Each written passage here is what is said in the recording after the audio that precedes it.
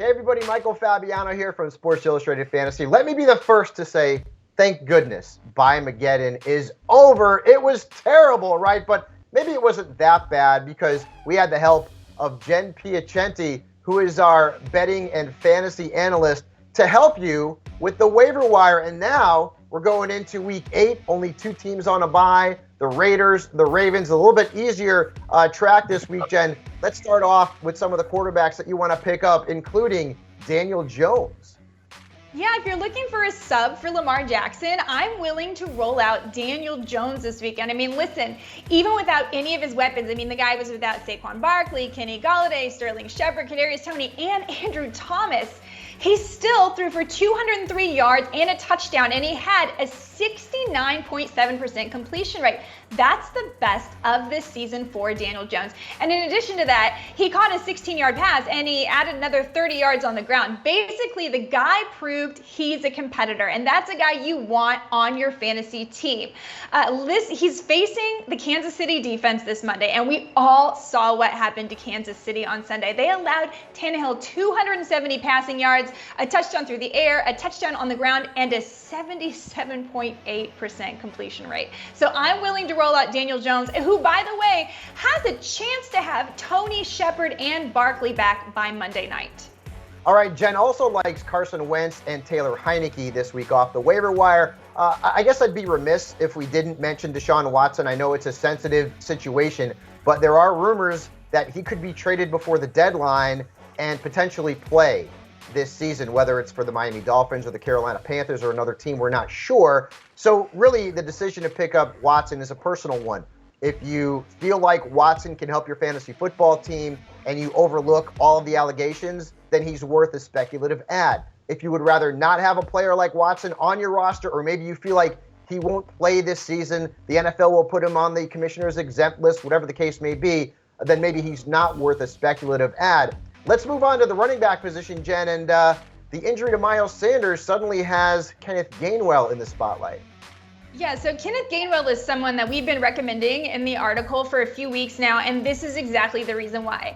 Look, Gainwell was already playing 22 snaps per game, averaging 4.6 yards per carry, and he had seen 31 targets this season. So he was already a decent, flex or someone that could fill in if you needed to in a certain situation. But now with Miles Sanders, still we're waiting on those ankle x-rays. He could be out for a few weeks. Gainwell is absolutely bumped up into, probably an RB2 for you. And if you're in deeper leagues, you want to also take a look at Boston Scott. Scott saw 7 carries after Sanders left the game last week. He saw 2 targets and he found the end zone. So both Boston Scott and Kenneth Gainwell should be on your radar. And they've got a good matchup against the Lions upcoming in week 8.